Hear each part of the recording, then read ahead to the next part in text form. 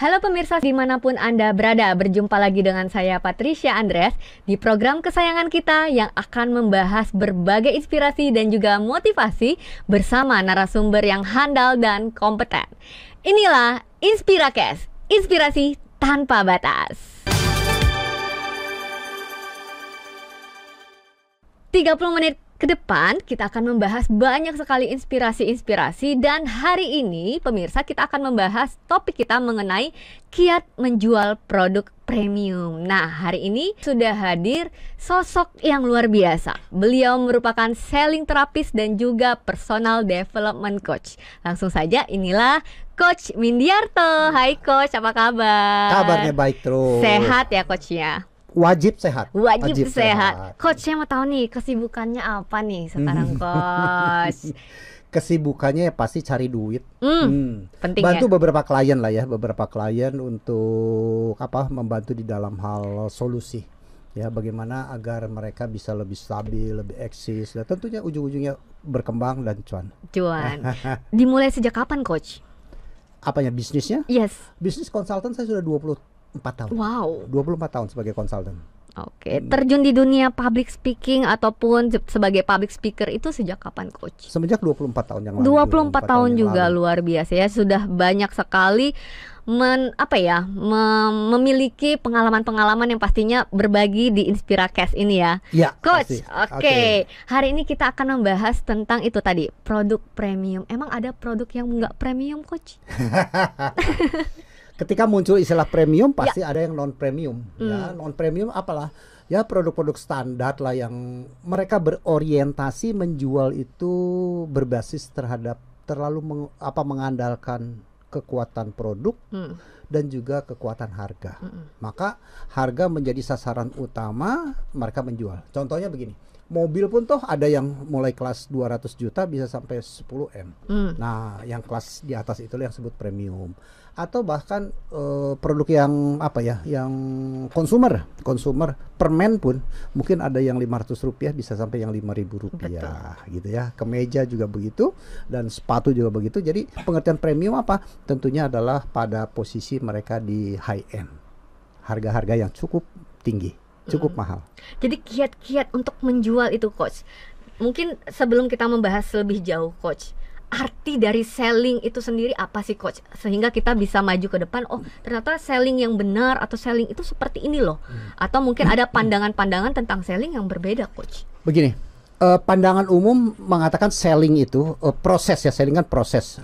Adalah pada saat seseorang penjual berhadapan dengan prospek atau calon pembeli. Itu adalah selling. Nah, itu adalah hal yang sering sekali terjadi bagi mereka-mereka yang tidak memahami prinsip selling. Padahal selling is a process. Jadi selling itu bukan hanya transaksi ketika saya membawa barang menawarkan ke Patricia umpamanya. Enggak. Mulai dari persiapan, saya mengenai dengan 3P. Persiapan, pelaksanaan, sampai pelaporan. It the selling. Jadi selling is a process. Apa yang maksud dengan persiapan? Sebelum kita menjual, kita akan sudah merencanakan dulu ke pelanggan mana, produk apa, berapa banyak, kuantitinya apa, mana yang akan dipush, pada jam berapa, saya ingin ketemu siapa. Dan itu harus detail ya, Coach. Yes, it's a plan. It's a part of plan. Termasuk routingnya ya, pelanggan mana dulu, kedua mana, ketiga mana, keempat dan sampai terakhir. It's a plan. Ya, kemudian ke sana apakah untuk kunjungan menjual atau untuk demonstrasi atau untuk nagih atau untuk hanya say hello itu contohnya ya. It's a plan. Nah, kemudian setelah plan ini dirancang dengan baik, baru masuk ke dalam P yang kedua adalah proses atau presentasi. Nah, di dalam proses menjual sendiri banyak lagi tahapan-tahapannya. Mulai dari yang paling jauh dari menjual disebut greeting. Greeting kan, hey, halo, apa kabar Pak, apa kabar Bu, apa kabar, dan macam itu kan masih jauh dari menjual. Itu adalah starting, ya disebut gitu. Nanti ada lagi menggali kebutuhan, nanti proses presentasi, mengatasi keberatan sampai ke closing. Nah, ini proses selling. Nah, closing sendiri tidak hanya sekedar closing terus terima order, ya, tapi juga bagaimana menerjemahkan orderan itu ke dalam sebuah PO, surat pesanan, kapan dikirim, kuantitinya seperti apa, harganya seperti apa, diskonnya seperti apa, dan seterusnya. Itu adalah sudah masuk ke closing. Closing bawa ke kantor. Itu yang disebut laporan. Dilaporkan untuk ke pimpinan, kuantitinya, pelanggannya berapa banyak, termasuk juga after sales service-nya seperti apa. It's a part of process selling. Menarik sekali Coach, itu sangat detail dan dalam Coach. Bagaimana bagi kami ini Coach, sebagai pemula untuk tahu core-nya itu Coach, seperti tadi sampai Coach menjelaskan sangat detail. Nah bagi pemula kan cukup awam ya Coach ya untuk mengerti tentang itu Coach. Bagaimana bagi kami tips bagi kami pemula untuk mengetahui ternyata selling ini sedetail ini loh, tidak segampang yang dibayangkan gitu. Gitu Coach. Ya ketemu saya lah. Nah, langsung ya pemirsa Atau ya. panggil saya. Nah, itu dia, langsung private ya. Wah, ini loh. Banyak di luar sana menganggap selling itu pekerjaan mudah. Pada selling atau orang sales itu ya, yang sifatnya masih pemula artinya kan salesman pemula ya, itu tidak ubahnya seperti seorang accounting pemula atau orang hukum, mungkin orang legal pemula atau orang dari psikologi itu mungkin bagian di kantor juga bagian pemula. Nah mereka kan sekolah hingga 3-4 tahun bahkan 5 tahun. Nah orang sales ini nggak ada fakultasnya nih. Jadi fakultas dari macam-macam, orang ekonomi masuk, orang teknik masuk, orang psikologi masuk, orang sarjana hukum masuk, ingin jadi orang sales. Nah mereka tidak dibekali dengan ilmu yang cukup secara ilmiah ya. Nah maka ilmu apa yang dipakai? Ya ilmu kira-kira itu tadi. Ilmu versi saya, ilmu denger-denger. Menurut saya nih begini nih gitu ya. Pendengaran saya begini loh, kata si Anu begitu loh. Jadi ilmu kira-kira yang dipakai. Mending kalau ilmu kira-kiranya antara yang diucapkan dengan produk yang saya jual itu matching kan. Contohnya oh dia biasa konsumer, kemudian saya jual produk konsumer. Nah mungkin ilmu kira-kiranya masih matching. Tapi ketika pengalaman konsumer, produk yang dijual bukan konsumer atau produk yang premium contohnya gitu yang harga tinggi, ini kan nggak nyambung, nggak match, nggak nyambung. Iya. Oke, luar biasa Coach. Sebelum kita melaju lagi untuk mendetail seperti Coach tadi sampai opening the closingnya itu Coach, kita harus rehat sejenak Coach. Oke, ya. siap Sambil menunggu inspirasi apa lagi nih yang bisa Coach berikan kepada kita semuanya. Untuk itu pemirsa dimanapun Anda berada, tetaplah bersama kami di InspiraCast, inspirasi tanpa batas.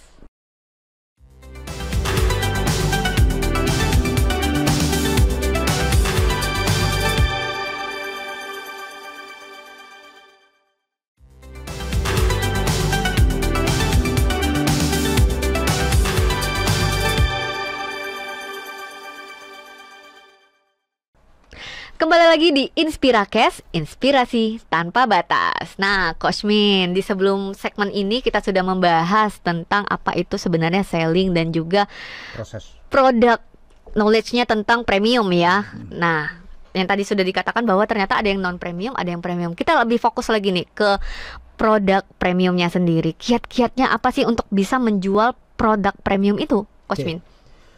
Pemahaman dulu, produk premium adalah produk yang memang memiliki harga lebih tinggi. Itu satu dulu ya. Karena barang murah sekalipun, garam sekalipun, kan ada yang murah, ada sedang, ada garam mahal. Beras juga begitu ya. Nah, yang mahal ini yang disebut saya premium. Jadi, kiat-kiat menjual produk premium seperti apa? Banyak sekali orang sales itu di training hanya sebatas 2 product knowledge. Ya, pemahaman tentang produk itu hanya 2, pengetahuan produk. Produk features atau fitur bahasa Indonesia dengan produk benefit atau produk manfaat. Selalu hanya 2 ini ya. Fitur benefit, fitur benefit, fitur benefit. Nah, sedangkan produk premium tidak cukup hanya kita mendalami produk fitur dan produk benefit. Ya, produk fitur apa? Fakta produk. Contohnya, fakta produk apa ya? Saya baju jas nih ya. Fiturnya apa sih? Jas saya warna hitam. Itu fakta kan? Kancing saya 3, jas itu ada kerah ukuran sekian, ada kantong atas, kantong bawah, dan seterusnya ya. Itu adalah fitur, fakta. Manfaatnya jas apa? Nah, lebih keren, lebih formal. Kancingnya 3 apa? Oh, ini standar internasional, contoh kayak gitu ya. Nah, itu produk benefit ya, contoh. Nah, yang sedangkan menjual produk premium tidak cukup hanya mengenal produk fitur sama produk benefit. Ada 2 lagi yang orang jarang menjadi sebuah daya dongkrak, daya congkel supaya ini sukses, yaitu produk advantage. Nah, apa itu? Produk advantage. Nah, gini. Produk fitur dilihat dari kacamata orang produksi. Ya, berbahan ini, mengandung ini, ketebalan seperti ini, dan seterusnya. Itu produk fitur. Produk benefit adalah manfaat yang dirasakan oleh konsumen akhir. Lebih nyaman, lebih enak, lebih murah, lebih canggih, lebih wow gitu kan. Nah, itu kan yang dirasakan konsumen akhir, dilihat kacamatanya ya. Nah, sedangkan produk advantage dilihat dari kacamata pesaing. Oke, berbeda ya coach ya. Oke. Artinya apa yang menjadi kekuatan kita itu adalah menjadi kelemahan pesaing kan, atau yang menjadi kelemahan pesaing itu sebenarnya kekuatan kita. Betul. Nah, ini yang perlu sebetulnya di endorse. Kenapa produk premium Anda bayar lebih mahal? Karena ada advantage, ada keunggulan lain yang tidak dimiliki. Ada yang berbeda. Ada yang berbeda. Jadi itu yang sebenarnya harus kita jual, bukan hanya mengandung ini, manfaatnya ini, mengandung ini, manfaatnya ini, nggak cukup.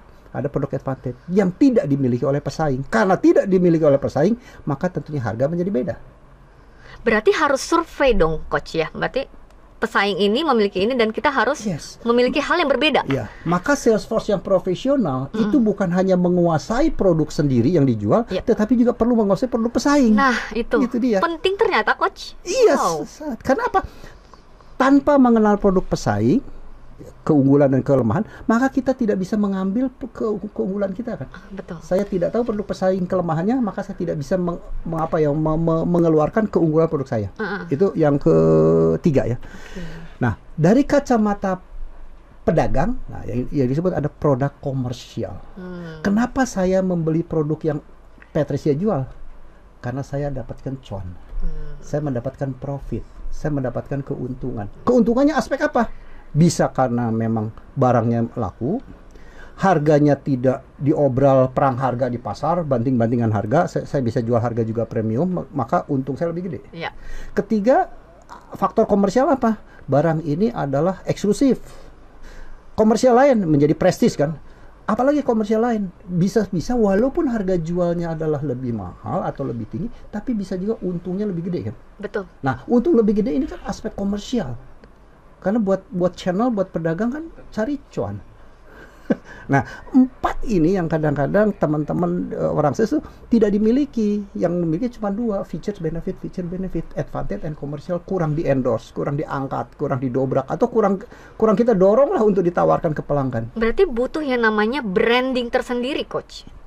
Brandingnya kan sudah ada, produknya sudah ada. Tapi bagaimana produk yang sudah ada ini, saya bisa elaborasi advantage-nya. Saya bisa elaborasi komersialnya. Kenapa harus beli produk saya? Karena Anda akan lebih cuan. Nge-influence ya. Oke, luar biasa. Coach, karena banyak sekali kadang gini, coach. Di menyerempet tentang apa ya tadi produk premium itu. Terkadang banyak hal yang membuat seorang sales itu berpikir bahwa wah kalau kita menjual produk yang premium itu akan sangat kesulitan. Sulit, coach. Gimana tanggapan coach Min? Mindset ini betul, bukan tidak ada. Karena apa? Karena mereka nggak belajar kan. Harus belajar sama coach nih. Kenapa saya sulit? Karena saya tidak tahu. Kenapa saya sulit? Karena saya tidak mampu. Kenapa saya sulit? Karena saya tidak belajar. Tapi ketika saya sudah belajar tentang pelatihan atau berkaitan dengan produk fitur saja yang sederhana. Ini baru produk fitur doang ya. Produk knowledge fitur itu begitu sederhana saja sudah bisa bedakan ada 2 dari satu sisi fitur benefit, sedangkan kalau kita belajar lebih dalam ada produk advantage, produk benefit. Ini saja sudah beda. Belum lagi tentang ilmu menjualnya loh. Itu baru menawarkan produk. Ilmu menjualnya kan macam-macam ilmunya. Mulai dari yang paling sederhana sekali. Kalau zaman tahun 70 mulai tahun 80 ilmu ABC, attention, benefit, close. AIDA, attention, interest, desire, action. AIDAS tambah satisfaction. Ada professional selling skill, ada 6-step selling skill, ada PSS, ada selling skill network, ada spin selling. Nah, ilmu selling sendiri berkembang. Ya, banyak sekali. Berkembang. Nah, bagaimana kita tidak mengembangkan pengetahuan kita? Betul. Ada pengalaman nggak, coach, mengenai hal penjualan produk knowledge itu dengan klien-klien yang sudah bertemu dengan Coach Min gitu, kesulitan mereka, terus misalnya apalagi sekarang kan banyak online ya, jadi banyak persaingan yang sangat ketat, Coach. Baik. Pasti banyak sekali yang sudah mulai produk knowledge-nya sudah para pembelinya banyak gitu, Coach. Ya, begini, bisnis online menjadi sebuah metode menjual juga. Ya. Kita tidak bisa hindari, dan memang sebagai daya tarik orang di dalam bisnis online itu selalu harga menjadi menjadi starnya. Oh, harga murah, diskon, free ini, free itu. Dalam bisnis nothing free. Bisnis tidak ada yang gratis. Semua pasti dibayar. Bahasa komunikasi marketingnya gratis. Di belakang sana ada yang harus dibayar. Apakah yang dibayar? Mungkin kualitasnya tidak seindah seperti yang diharapkan. Itu harus dibayar gara-gara gratis. Mungkin servisnya tidak sebagus kalau kita bayar betul-betul servis karena gratis tadi ya. Dan kata gratis memang buat masyarakat Indonesia yang secara mayoritas masih price sensitif, bahwa harga menjadi keputusan membeli utama, memang kata gratis itu menikmati. Nah, lebih nikmat ya, Coach. Oke, Coach, nanti saya mau dengarkan tips-tips juga, Coach Min, untuk pemirsa yang ada di rumah tentang bagaimana kita bisa berani untuk menjual produk knowledge atau produk yang premium ya, maksud saya ya. Untuk itu pemirsa dimanapun Anda berada, tetaplah bersama kami di Inspiracast, inspirasi tanpa batas.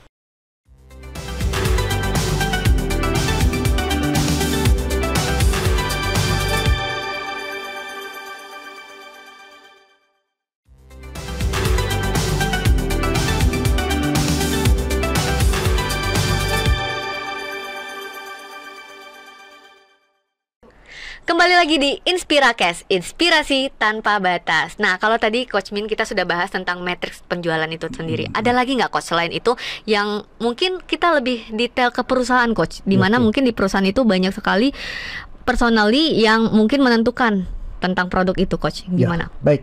Nah, tadi kita sudah bicara tentang matriks ya, produk knowledge itu ada 4 ya supaya direview. Produk features, produk benefit, produk advantage, dan produk komersial. Nah, ini kacamatanya berbeda ya. Dari kacamata produksi, kalau feature, benefit kacamata konsumen akhir yang merasakan, advantage dilihat dari persaingan, kemudian komersial dari segi bisnis atau network atau jaringan. Oke. Nah, sekarang bagaimana kalau di dalam perusahaan ini tergantung perusahaannya. Ada yang kecil, ada yang besar. Jadi produk premium ini juga bisa kita berhadapan dengan perusahaan yang relatif masih baru tumbuh, kecil, bahkan perusahaan yang sangat-sangat besar. Nah, tentunya ada tingkatan otoritas-otoritas yang ada di dalam perusahaan. Semakin kecil biasanya akan semakin mengerucut, semakin kecil. Dia kuasa semua. Usernya dia, yang mutusin dia, tukang tagihnya dia, decision makernya dia gitu. Semakin kecil ya, one for all. Tapi perusahaan itu semakin besar, maka biasanya sudah menjadi sebuah divisionalisasi yang berbeda-beda. Nah, masing-masing divisionalisasi tersebut yang disebut dengan DMU, Decision Making Unit. Decision Making Unit. Ya, Decision Making Unit ada unit-unit pengambil keputusan. Nah, apa saja yang terjadi di dalam perusahaan itu? Biasanya ada user, pengguna. Siapa yang menggunakan tapi belum tentu punya kuasa menentukan. Nanti di sana kan kemudian ada lagi influencer, juru bisik tuh. Influencer bahasa juru bisik. Siapa juru bisik? Macam-macam. Bisa istrinya bos, suaminya bos, gitu kan kalau bosnya perempuan ya, atau bisa sekretarisnya. Ini influencer yang mempengaruhi, pakai produk itu aja deh, pakai ini aja deh. Dari lingkungan terdekat. Lingkungan terdekat ya, influencer ya. Kemudian ada lagi juga gatekeeper. Gatekeeper ini biasanya orang finance yang pegang kendali. Wah, budgetnya cuma sekian nih, duitnya cuma sekian nih, dan seterusnya. Ada lagi sponsor. Sponsor tuh biasanya disebut mungkin konsultan yang menyarankan produk apa yang harus dipakai. Ya, kayak kalau kita bangun rumah, contoh jual genteng juga kan ada premium, cat juga ada standar sama premium. Wah, sebaiknya cat ini deh, oh sebaiknya genteng ini deh, atau keramik gitu ya. Nah, ini adalah ada yang disebut dengan sponsor bahasanya. Kemudian ada purchaser, dia adalah yang mengeluarkan PO. Nah, mengeluarkan, dan kemudian ada decision maker, yang pengambil keputusan. Nah, dari sekian banyak decision making unit tadi, 1, 2, 3, 4, 5, 6 tadi, mana yang paling kuasa, yang paling berperan penting, itulah kita harus sediakan waktu lebih banyak ke dia. Karena apa? Untuk mempengaruhi produk yang saya jual. Tapi jangan lupa, walaupun anggaplah siapa decision maker punya kuasa, tapi jangan melupa juga kita approach atau presentation ke yang lain, ke influencer, ke user. Karena apa? Suara mereka juga masih didengar itu ya. Nah, ada juga sebuah perusahaan yang kekuasaan bukan decision maker, adanya di purchaser. Maka kita pun harus lebih kuat, waktu kita lebih banyak, dialog kita, presentasi kita terhadap purchaser. Nah, masing-masing decision making unit, entah user, influencer, gatekeeper, sponsor, mereka kan punya karakter sendiri. Masing-masing, betul. Punya karakter secara individu loh ya. Nah, kita kan harus paham karakter mereka seperti apa. Ada orang yang karakternya senang dengan kualitas, ada karakternya senang dengan harga, ada karakternya senang tukang banding-bandingin produk, ada karakternya juga mungkin ada lagi yang banding produk, harga, kualitas, ada juga bernilai tentang value, Wah, ini harga produknya bagus tapi harganya kemahalan. Wah, barangnya murah ini tapi kok jelek banget gitu. Nah, kan ada juga karakter orang seperti demikian. Nah, kita harus paham karakter mereka. Nah, ketika kita paham dengan mereka, siapa pengambil keputusan dominan, disitulah saya harus bermain kuat gitu loh. Begitu, Patricia. Jadi per divisinya ada ya, fokus gitu ya, Coach Yamin ya? Iya, kalau perusahaan semakin besar loh ya, Iya, semakin betul. besar akan semakin terpilah-pilah. Semakin kecil perusahaan itu biasanya ada penggabungan. Ya, purchaser dengan decision maker Digabung. jadi satu. Oh, user dengan influencer mungkin bisa jadi satu orang. Tapi ketika semakin besar biasanya sudah terpisah. Lebih fokus lagi ke divisinya. Fungsinya. Coach Min luar biasa. Coach boleh berbagi tips nih buat pemirsa yang ada di rumah, mungkin 3 tips ya, boleh ya? Wah, 3 tips untuk bagaimana kita bisa fokus seperti yang tadi Coach bilang, dan juga kiat-kiatnya nih ya untuk bisa menjual produk yang premium itu, Oke. Coach. Produk premium kita perlu paham yang pertama adalah selling is a process. Ya, bukan selling itu transaksi itu, proses. Jadi mulai dari persiapan yang baik, pelaksanaan baik bersama pelanggan, kemudian juga pelaporan yang baik. Karena pelaporan bagian daripada next step gitu. Kedua, kita perlu memahami karakter pelanggan dengan baik. Ya, karakter pelanggan yang baik dan artinya apa? Tahu siapa pengambil keputusan dominan. Sana. Dan yang ketiga, produk premium pasti dijual oleh salesman kualitas premium juga. Jadi harus menentukan penjualnya juga ya, Coach. Harus berpenampilan yang bagus juga, Coach ya. Tapi ada nggak, Coach, pengalaman Coach nih dengan kliennya juga, Coach, sebelum yang tadi yang kita sudah bahas bahwa produk yang premium ini terkadang bisa menjadi pesaing yang kuat bagi mereka sesama produk yang premium gitu. Yes. Pasti terjadi. Selama produk premium ada pesaing akan menjadi sebuah kekuatan tersendiri. Nah, tinggal kemampuan kita mengelaborasi seberapa jauh advantage produk kita dibanding produk pesaing. Itu dari segi aspek produk. Ternyata produknya 100% sama. Oke? Advantage apa yang harus saya keluarkan kalau gitu? Kalau produknya 100% sama, maka kita bisa mengeluarkan advantage non produk. Apa? Mungkin bisa dari aspek company-nya. Oh, saya sudah 30 tahun, dia baru 5 tahun perusahaannya. Oh, saya punya cabang sekian banyak. Oh, dia cabangnya baru sekian banyak. Oh, salesman saya adalah terdidik, udah punya pengalaman sekian. Salesman dia belum terdidik. Jadi banyak sekali advantage yang bisa kita tawarkan selain produk. Jadi terhadap corporate. Atau juga bisa financial aspek. Oh, perusahaan saya ini besar, gedung saya sebesar begini, lantai sekian, dia kan baru ruko. Iya, beda ya. Beda gitu. juga. Jadi advantage bisa dari berbagai aspek. Ya, seperti sekarang saya banyak sekali lihat iklan-iklan ya, Coach ya. Mungkin salah satunya mungkin seperti air mineral ya, Coach ya. Banyak sekali produk-produk yang benar-benar premium di bidang, maksudnya di mereknya sendiri, brandnya sendiri. Bahkan menghantam, oh yang ini seperti ini brandnya, kuatnya di sini. Sekarang boleh seperti itu, Coach Min? Secara etika kita tidak, kalau saya mengajar ya, secara etika saya tidak pernah mengajarkan untuk menjelekkan produk pesaing. Ya, tetapi mengelaborasi keunggulan produk saya itu kan berbeda. Nah Oh, itu. barang ini jelek nih. Oh, enggak. Saya punya kekuatan ini. Maka keunggulan atau advantage produk itu kan menjadi penting. Itu satu hal yang perlu kita pahami. Hal kedua lagi, contohnya air minum. Saya pun pernah membantu konsultan bergerak di bidang air minum. Dan itu unik sekali. Artinya di pasar dulu air minum tuh paling yang botol gitu Rp1.000, kurang lebih lah 1.000. Saya punya produk udah 11.000. Produk minum berbeda. Kenapa? Yang dijual adalah bukan Anda haus untuk minum, Anda minum tuh ingin sehat. Nah itu Artinya kan advantage dari air itu. Jadi air itu bukan untuk minum, pelepas dahaga Anda pakai air ledeng deh. Tapi kalau Anda ingin minum ingin sehat, gunakan air ini. Jadi totally different. Kenapa air sehat? Karena kandungan mineralnya 0. Contohnya gitu kan. Oke, Coach Min, saya mau dengar sedikit quotes of the day untuk pemirsa di rumah. Silakan, Coach. Produk yang Anda jual adalah identik dengan harga diri Anda. Wow, luar biasa sekali, Coach Min. Identik dengan diri Anda ya. Oke, Coach Min, terima kasih untuk segala pemaparannya hari ini yang sangat menginspirasi saya, termasuk saya di sini ya, dan pastinya pemirsa yang ada di rumah ya. Untuk itu nanti Coach Min boleh kesini lagi ya, mampir lagi ya. Kita akan membahas lagi ya inspirasi yang lain ya, Coach Min ya. Pemirsa, terima kasih sudah bersama kami melihat menyaksikan tentang Inspirakes hari ini. Terus saksikan Inspirakes setiap hari Senin hingga Jumat pukul 15.00 waktu Indonesia bagian Barat. Saya Patricia Andreas mewakili seluruh kru yang bertugas pamit undur diri. Sampai jumpa dan salam inspirasi.